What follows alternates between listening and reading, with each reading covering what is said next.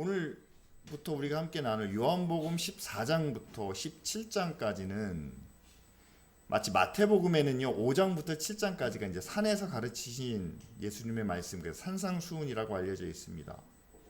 그와 비슷하게 요한복음 14장부터 17장까지는요 예수님께서 제자들에게 주신 말씀을 한데 모아놨습니다. 마지막 6월절 식사를 하시고 난 후 하시는 과정, 먼저 발을 씻겨 주신 다음에 제자들에게 말씀하시고, 그리고 14장부터는 여러 가지 내용들을 한데 모아놓은 그런 말씀이에요. 그런데 오늘 말씀의 제목이 이겁니다. 이제 우리가 알고 믿어야 할 것들. 우리는 흔히 그렇게 생각합니다. 누가 예수님에 대해서 가장 잘 알고 있을까요? 제자들과 우리를 비교한다면 우리는 제자들이 더 예수님을 잘 알고 있을 거라고 생각을 합니다. 그러니까 더 잘 아니까 더 믿음도 좋을 거다라고 생각을 합니다. 그렇죠. 많이 알면 알수록 믿음이 더 좋아지겠죠. 근데 오늘 말씀은요, 제자들이 몰랐던 것을 이 일이 다 있고 난 후에야 너희는 알게 될 거다라고 말씀을 하십니다. 자, 제가 특별히 요한복음 14장을 두 부분으로 나눠서 이렇게 비교하는 표를 만들었는데요. 전반부는요, 지금 제자들에게 예수님께서 주신 약속의 말씀들이 쭉 나옵니다. 그리고 후반부에는 오늘 우리가 읽은 말씀 대부분이 포함되어 있는데요. 그 후반부에는 예수님께서 약속해 주신 것들이 미래에 앞으로 어떻게 구체적으로 이루어지는지를 보여주고 계십니다. 그러면서 우리가 읽은 말씀 19절에 보면 내가 이것을 너희에게 말하는 것은 이 일이 일어난 때에 너희로 믿게 하려는 것이다. 이 일이 일어나면 내가 이미 너희들이 말한 것을 너희들이 알기 때문에 그것을 보고 믿게 하려는 것이다 라고 이렇게 말씀하고 계신다는 거죠. 그래서 이걸 잠깐 우리가 함께 살펴보려고 합니다. 전반부는 1절부터 18절까지고요. 후반부는 우리가 읽은 20절부터 29절까지 말씀인데 과연 어떤 얘기들이 나오고 있는지, 첫 번째 1절에 보면은요, 너희는 근심하지 말라, 하나님을 믿으니 나를 믿으라 라고 말씀하시는 거죠. 근데 오늘 읽은 말씀 27절에 보면 근심하지 말라고 하시면서 왜 근심하지 말라고 하십니까? 너희에게 평안을 주노라, 나의 평안은 세상이 주는 평안과 다르다 라고 말씀하십니다. 두 번째는요, 내가 이제 아버지 집에 너희의 거처를 예비하러 간다 라고 앞부분에 말씀하셨습니다. 그런데 예수님은 23절에 우리에게 이렇게 말씀하시는 거예요. 내 말을 지키는 자에게 내가 그를 찾아가서 그와 거처를 함께 하시겠다 이렇게 말씀하십니다. 거처에 대한 다른 이야기가 나오고 있는 거죠. 10절 말씀에는 예수님께서 빌립에게 이렇게 말씀하십니다. 내가 아버지 안에, 아버지는 내 안에 계신 것을 믿지 않느냐. 그런데 오늘 20절 말씀에는 한 가지가 더 추가가 돼요. 내가 아버지 안에, 그리고 난 후에 너희가 내 안에, 내가 너희 안에 있는 것을 너희가 알리라 라고 이렇게 말씀하시죠. 12절에는 나를 믿는 자는 나보다 더 큰 일도 할 건데 이건 내가 아버지께로 가기 때문이다. 그런데 오늘 말씀 28절에는 아버지께로 가는 것을 너희가 크게 기뻐하리니 그가 나보다 크시기 때문이다 라고 이유를 설명해 주고 계시죠. 13절입니다. 무엇을 구하든지 내가 행할 것인데 아버지로 영광을 받으시게 하기 위해서. 그런데 21절 후반부에 보면은요, 계명을 지키는 자를 위해서 그에게 나를 나타내시겠다. 예수님이 나타나신다는 거예요. 그것이 우리에게 어떤 영광인지 어떤 능력인지를 말씀해 주시겠죠. 15절의 말씀에 나를 사랑하면 내 계명을 지키리라 라고 얘기하십니다. 그런데 21절에는 내 계명을 지켜야 나를 사랑하는 자다 라고 이렇게 말씀하시죠. 마지막으로 보혜사에 대한 말씀입니다. 보혜사는 진리의 영이고 영원히 우리와 함께 거하시는데 그 보혜사가 구체적으로 하시는 일은요, 모든 것을 가르치고 내가 말한 것들을 기억나게 하시리라. 여러분, 같은 비슷한 내용들이 순서만 다르게 두 번 반복되고 있다는 사실입니다. 왜 이렇게 두 번 말씀하셨을까요? 그 이유는 앞에서 제가 말씀드린 것처럼 아직 제자들은 모르는 내용이 있습니다. 예수님과 3년을 함께 살았지만 예수님이 지금 어떤 능력을 또 어떤 은혜를, 사랑을 베풀고 계시는지는 알고 있었지만 그러나 예수님이 몇 번에 걸쳐서 내가 십자가에 죽어야 한다, 내가 다시 살아날 거다, 그걸 통해서 너희를 구원할 거다라고 언지를 주셨지만 아직까지 제자들은 그걸 모르고 있다는 사실이에요. 그래서 제자들이 아는 것은 이거였습니다. 하나님이 예수님 안에 계신 것은 알아요. 믿어요. 예수님이 하나님 안에 계신 것도 믿습니다. 예수님이 하시는 능력이나 예수님이 가난하고 죄인들을 사랑하시는 모습을 보면 하나님이 그분 안에 계신 것은, 또 그분이 하나님 안에서 행하시는 것은 우리가 믿을 수 있다는 겁니다. 그런데 그건 예수님 이야기고요. 예수님과 함께한 우리들은 지금 어디에 있습니까? 지금 무엇을 하고 있습니까? 거기에 대해서는 아직 분명하지 않았다는 사실이죠. 그런데 여러분, 그 일이 일어난 후에, 다시 말하면 예수님의 십자가와 부활과 그리고 성령이 임하신 후에는 그들이 알게 되는데, 20절 말씀 잘 아시는 것처럼 너희가 내 안에, 내가 너희 안에 있는 것을 너희가 알리라 라고 이렇게 말씀하신다는 겁니다. 여러분, 예수님이 하나님의 아들인 것만 믿어도 충분하지 않습니까? 그분이 우리를 위해서 십자가에서 죽으신 것만 알아도 우리는 구원받지 않겠습니까? 여러분, 오늘 말씀은 그게 아니에요. 그분이 우리를 위해서 십자가를 지셨다면, 그분이 하나님의 아들이라면 그분의 말씀대로 이제는 예수 그리스도가 내 안에 계시고 내가 예수님 안에 있는 것을 우리가 알아야 되고, 그 아는 지식에 근거한 믿음이 우리 안에 있어야 한다는 사실입니다. 여러분, 그래서 아는 게 중요해요. 분명히 말씀드립니다. 오늘 20절 말씀은 제자들은 몰랐어요. 자신들과 같이 생활하고 있는 예수님은 알고 믿었지만, 예수님이 내 안에 계신다는 것을, 내가 예수님 안에 있다는 것을 그들은 아직은 몰랐습니다. 그러나 우리는 압니다. 그분이 십자가에서 나를 대신하여 죽으셨기 때문에, 그리고 하늘 아버지께서 그분을 다시 살리셨기 때문에, 이제는 그분이 육신으로는 우리를 떠났을지 모르지만 그분은 영으로 우리 가운데 함께 하시고 또 우리의 주인이 되셔서, 우리의 주인으로 다시 오셔서 우리를 다스리시기 때문에 우리의 모든 삶의 영역이 하나님의 다스림 안에 있습니다. 우리 이것을 안다는 사실이죠. 그리고 이것을 우리는 믿고 있습니다. 그렇습니다, 여러분. 여러분, 알고 믿는 것이 중요하다는 사실이에요. 지금까지 신앙생활 어떻게 하셨습니까? 하나님을 알고 예수님을 알고 내가 그분을 믿고 내가 구원을 믿고 살았습니다. 그런데 그렇게만 살았는데도 아직까지 정말 구원 받으셨어요? 정말 하나님의 자녀가 되셨습니까? 하나님의 자녀로 전혀 부족함이 없이 살고 계십니까? 라고 물으면요, 의심이 찾아오는 거죠. 뭔가 불안합니다. 내가 정말 제대로 믿는 게 맞는지, 내가 정말 하나님이 내 안에 계시는지, 내가 하나님 안에 있는지가 의심스럽고 때로는 불안하다는 사실이죠. 여러분, 그런데 분명히 기억하시기 바랍니다. 바울이 말한 얘기예요. 우리가 하나님을 알기 전에, 우리가 예수 그리스도를 만나기 전에는요, 우리가 어두운 가운데 있었다고 얘기합니다. 그냥 세상에 속한 진노의 자녀였다고 얘기합니다. 그 모습은 이런 거예요. 어둡기 때문에 자기가 잘하고 있는지 잘못하고 있는지 별로 중요하지 않습니다. 중요하지 않다는 거예요. 또 한 가지는 내가 뭘 위해서 살아야 될까? 목적이 분명합니다. 여러분, 세상에서는요, 목적이 분명해요. 내 성공을 위해서, 아니면 내 목표를 위해서, 난 그걸 위해서 최선을 다할 겁니다. 그런데 예수 그리스도가 내 안에 오시는데, 여러분, 예수님이 내 안에 오셔가지고 내 모든 것이 확 다 비워지면 좋겠는데, 예수님을 내 안에 모셨지만 내 안에 있는 모든 것들이 아직 비워지지 않았다면 그 안에서 의심이 생기고 갈등이 생기는 겁니다. 생각해 보세요.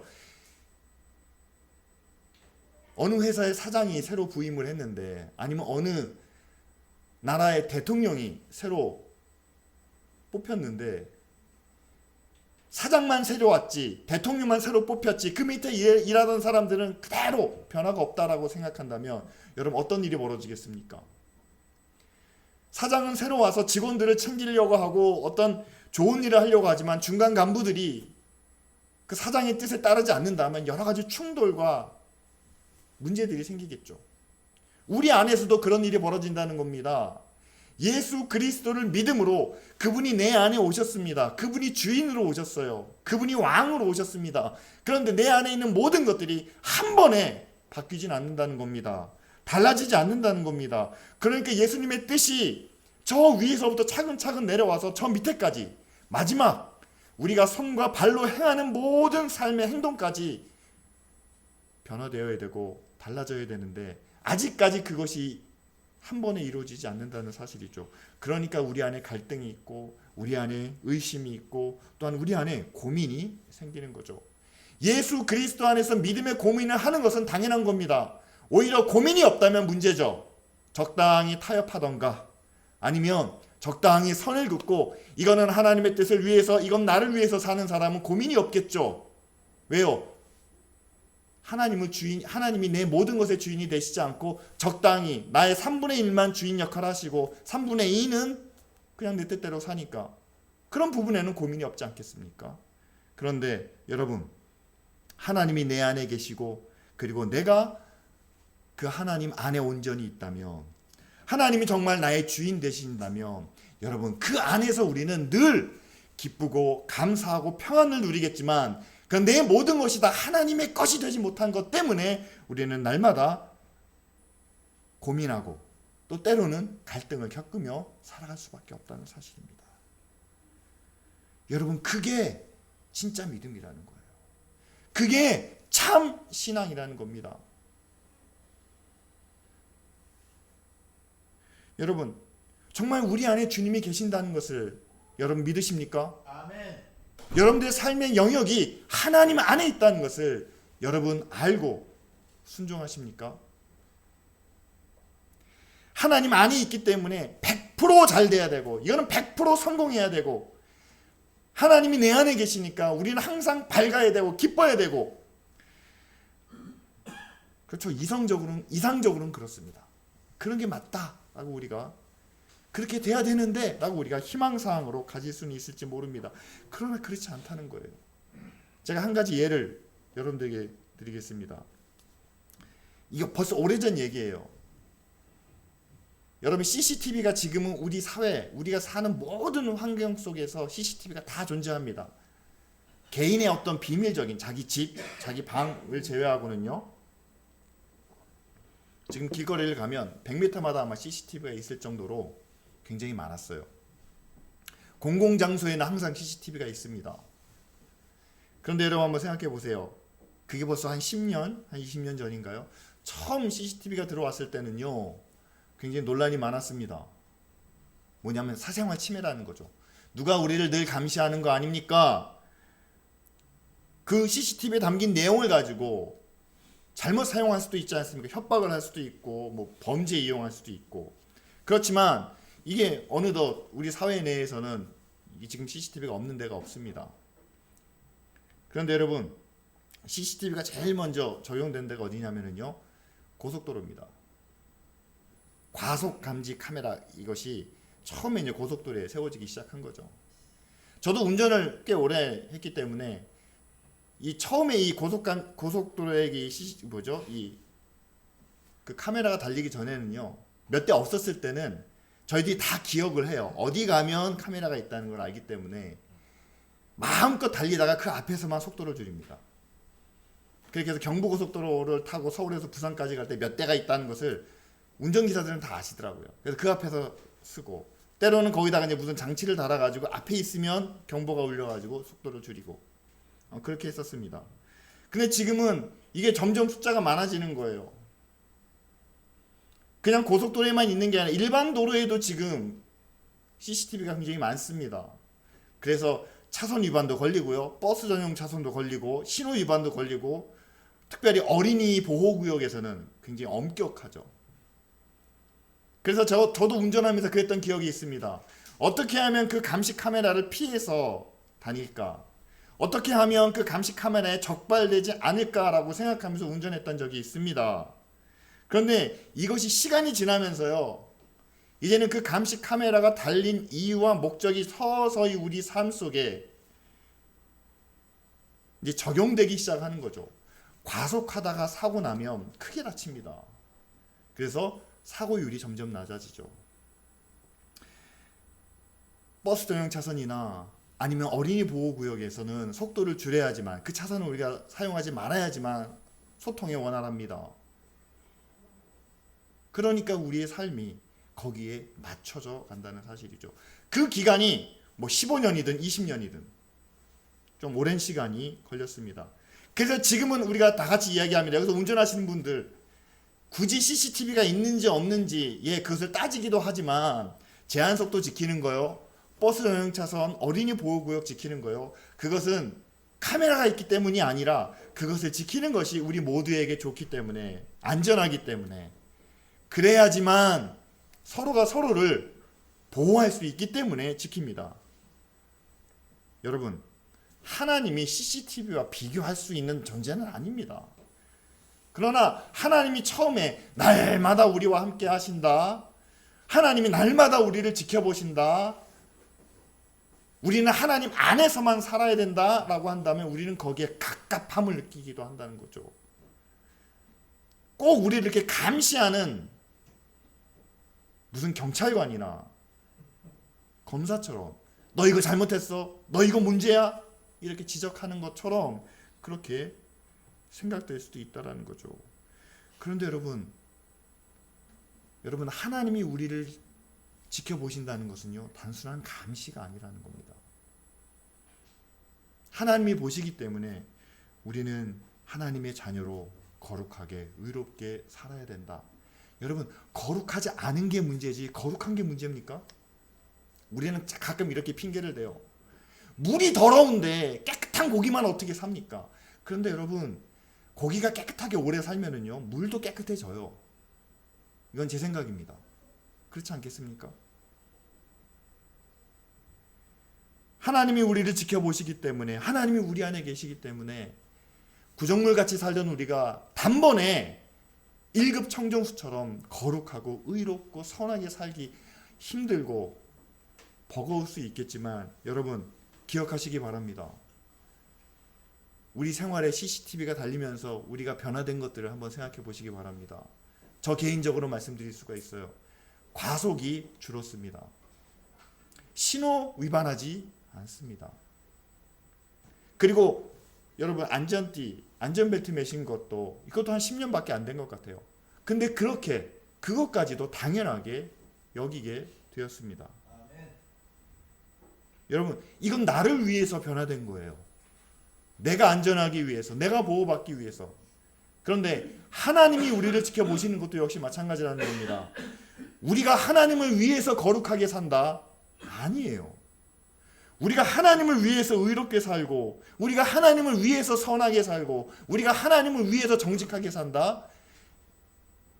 표면적으로는 하나님께 그런 삶을 보여드리기 위해서 그렇게 산다라고 말할 수 있겠지만, 결국에 그 삶은 우리에게 돌아온다는 사실이죠.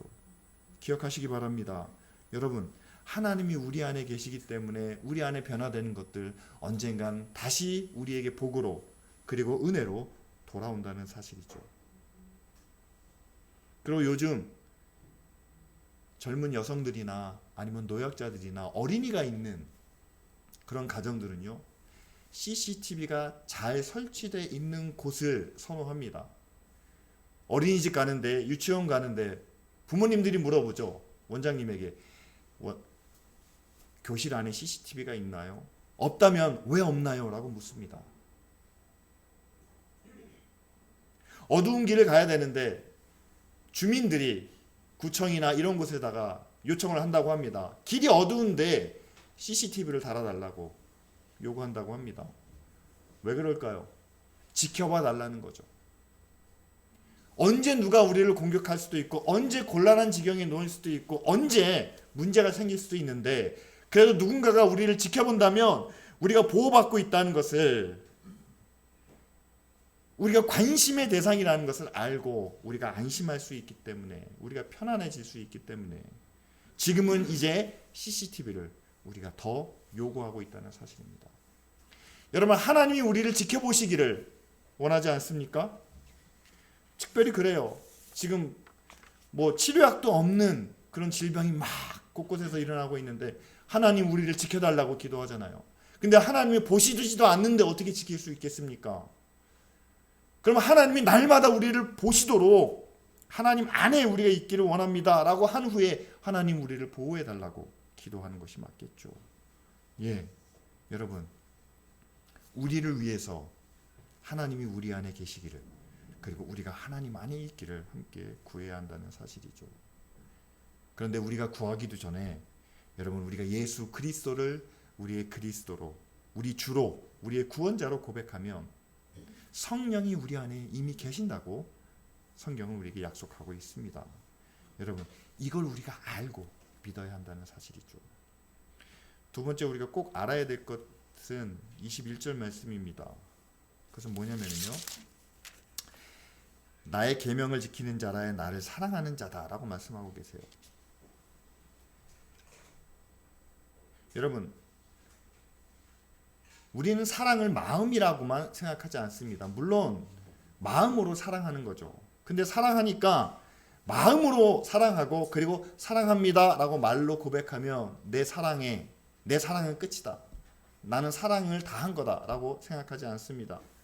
만약 부모님이 또는 자녀들이 마음으로 사랑하고, 내가 마음으로 어머니를 공경하고 아버지를 사랑하고 그 다음에 한 달에 한 번 정도 그냥 사랑해요 라고 말로 하고, 여러분, 그것이 우리의 사랑의 전부라면 가정이 제대로 화목하게 이루어질 수가 있을까요?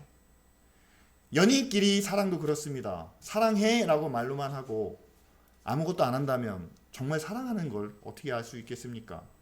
실제 우리 사람과 사람 사이의 관계에서는요, 사랑한다라고 하면 여러분, 말과 마음뿐만 아니라 행동 하나하나가, 그리고 그 사랑을 내가 보여주기 위해서 엄청난 선물까지도 또는 엄청난 희생까지도 감수하는 것이 바로 사랑이라는 거죠. 내가 누군가를 사랑한다면 여러분, 어머니의 사랑은 자녀를 위해서 모든 것을 희생합니다. 뭐 아버지의 사랑도 그렇죠. 아버지들은 잘 표현하지 못한다 할지라도 그 삶의 모든 부분을 통해서 사랑을 나타내고 있지 않습니까? 근데 유독 우리는 하나님을 향해서만 하나님 사랑합니다, 내 마음 아시죠? 그리고 우리는 행동으로 표현하는 것에 대해서는 인색하다는 거죠. 그런데 예수님께서 오늘 말씀하십니다. 나를 사랑하는 자는 내 계명을 지킨다. 내 계명을 지켜야 나를 사랑하는 거다. 근데 우리는 또 그렇게 얘기합니다. 예수님께 찾아온 한 젊은 청년처럼요, 계명이요? 제가 어려서부터 다 지켰습니다. 우리도 하나님께 그렇게 말씀드릴 수 있겠죠. 계명이요? 우리도 잘 지키고 있지 않습니까? 주일마다 함께 예배하고 하나님을 찬양하고 하나님께 영광을 돌립니다.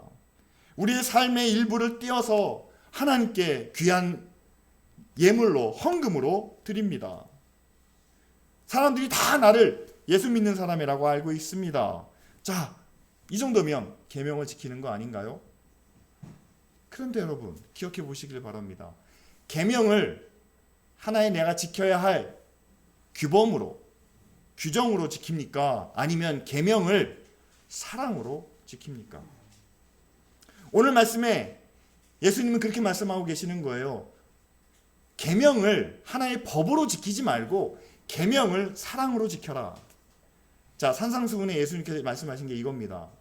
사람들은 그냥 살인하지 말라, 간음하지 말라고 이야기하는데 진짜는 뭐냐면 미워하지도 말고 음란한 생각도 하지 말아라, 이렇게 말씀하고 계십니다. 자, 모세의 율법이 계명이니까, 법이니까 살인하지 않습니다, 간음하지 않습니다. 말이 돼요. 법이니까요. 그런데 사랑이기 때문에, 우리가 하나님을 사랑하기 때문에 간음하지 않습니다, 살인하지 않습니다. 이건 말이 좀 구차합니다. 우리가 하나님을 사랑하기 때문에 미워하지 않습니다. 하나님을 사랑하기 때문에 더러운 생각을 마음에 품지 않습니다. 이게 더 자연스럽다는 거죠. 그렇다면 우리가 지켜야 될 계명도 그렇습니다. 성경에 나와 있는 말씀이니까, 성경에서 그렇게 하라고 하셨으니까, 우리가 주일날 함께 모여서 하나님을 예배합니다. 이 시간에 찬양합니다. 함께 기도합니다. 교회의 어떤 사역과 역할을 통해서 우리가 함께 섬깁니다. 그러니까 계명은 잘 지켜나가는 것처럼 보인다는 거죠. 그런데 오늘 예수님께서 말씀하시는 것은 계명이니까 지키는 것이 아니라 그 앞에 뭘 붙이라는 거죠? 하나님을 사랑하니까. 하나님을 사랑하니까 우리가 주일에 모여서 예배를 드립니다. 기도합니다. 교회 사역을 통해서 함께 섬깁니다. 이것 가지고는 정말 하나님의 사랑이 맞느냐라는 거죠. 하나님을 사랑하니까, 하나님이 우리를 얼마나 사랑해 주셨는지 그 사랑을 알고, 우리도 정말 우리가 받은 사랑만큼 하나님을 향한 우리의 사랑을 키워나가려고 하다 보니까 주일에 한번 모이는 것도 감사하지만 이것만으로는 부족한 거죠. 그래서 한 번 더 모입니다. 믿음의 식구들끼리 함께 순모임으로 모이고, 또 우리가 사는 삶이 정말 너무 퍽퍽하고 힘들다 보니까 하나님께 기도해야 할, 부르짖어야 될 내용이 많다 보니까 금요일날 기도회로 모이고, 받은 사랑이 너무 큰데 나만 갖고 있는 게 미안해서 교회의 헌신과 섬김을 통해서 함께 나눕니다. 여러분, 우리가 계명을 지키는 방법은 성경에서 말하고 있는 그런 문자적인 의미에서 법이나 규칙으로 인해서 우리가 하는 것이 아니라 바로 하나님을 사랑하기 때문에, 하나님을 사랑하는 마음으로 하나님이 원하시는 것을, 하나님이 기뻐하시는 것을 우리가 어떻게 해야 될까라는 고민에서부터 시작한다는 거죠. 그렇다면 여러분, 우리가 지켜야 될 계명은요, 우리가 받은 사랑만큼 각 사람마다 다를 수 있다는 사실입니다. 많이 받았으면요, 옆 사람 눈치 보지 말고 그냥 많이 하나님께 사랑을 표현하면 됩니다. 더 크게, 더 깊게 계명을 지키시면 됩니다. 아직 하나님께 받은 사랑이, 내가 느끼는 그 사랑이 그렇게 크지 못하다면 하나님을 향한 그 사랑을 더 깊이 느낄 수 있도록 계속해서 하나님을 향한 우리의 마음과 생각을 더 집중해서 살아가야 되겠죠. 하나님을 향한 가장 큰 사랑을 우리가 고백하는 데는요, 딱 한 가지 방법이 있습니다. 여러분, 정말 여러분들이 가장 사랑하는 그 누군가가 있다면 여러분들은 어떻게 하시겠습니까? 그 사람을 더 알고 싶고, 더 깊이 만나고 또는 깊이 같이 공유하고 싶고, 결국에는 그 사람과 함께 맞춰서 살아가는 것, 그것이 우리가 누군가에 대한 가장 큰 사랑의 모습이라는 거죠. 일주일에 한 번, 한 달에 한 번 선물 줄 수 있는 사랑도 큰 사랑이지만, 정말 큰 사랑이라면 그렇게 날짜를 정해놓는 것이 아니라 정말 그 상대와 함께 할 수 있는, 그분을 알고 싶고 그분을 경험하고 싶고 또 그분에게 내가 맞춰갈 수 있는, 그것이 바로 우리가 표현할 수 있는 가장 큰 사랑인데, 여러분, 이 땅에 있는 어떤 사람을 상대로 이런 사랑을 하는 것은 굉장히 위험할 수 있습니다. 왜냐하면 그 사람은 온전하지 않기 때문이죠. 그러나 하나님은 그렇지 않습니다. 하나님을 향해서는 우리가 가장 큰 사랑을 드려도 전혀 문제될 게 없다는 사실이죠. 따라서 우리는 하나님을 더 깊이, 더 넓게 알아가고 우리 자신을 그분에게 맞춰가는 사랑이 우리에게는 필요하다는 사실입니다. 우리가 알고 있는 하나님에 대한 지식이 있습니다. 성경에서 말씀하고 있는 내용이 있습니다. 하나님은 전지전능하시고, 하나님은 완전하시고, 하나님은 부족함이 없습니다.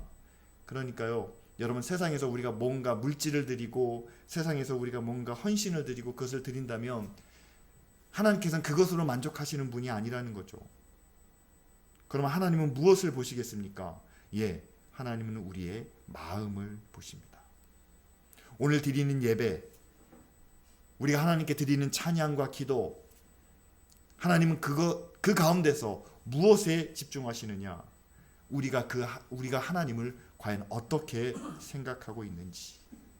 그리고 우리의 예배와 우리의 기도와 우리의 찬양을 통해서 우리가 하나님을 얼마나 귀하게 여기고 우리가 하나님을 얼마나 높이고 있는지. 교회가 사역을 합니다. 라면 봉사도 하고 국수 봉사도 합니다. 이웃을 섬기는 일을 합니다.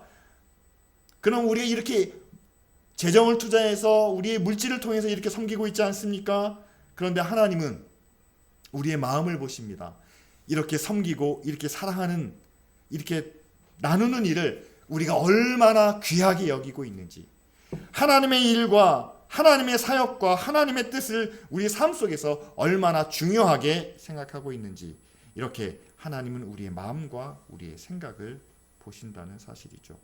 왜요? 하나님은 우리 자신이 우리의 모든 것을 드려 하나님께 맞춰가기를 원하시기 때문입니다. 여러분, 알고 믿는 것과 그냥 믿는 것은 분명한 차이가 있습니다. 때로 신앙생활이 우리에게 힘겹고 무거운 짐처럼 여겨질 때가 있습니다. 그냥 나 혼자 믿음으로 살아가려고 할 때,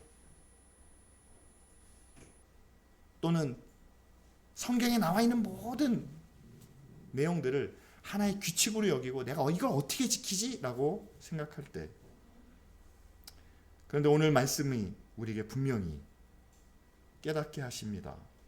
여러분, 우리는 혼자 신앙생활하지 않고 바로 하나님이 우리 안에 계시고 또한 우리가 하나님 안에 있습니다.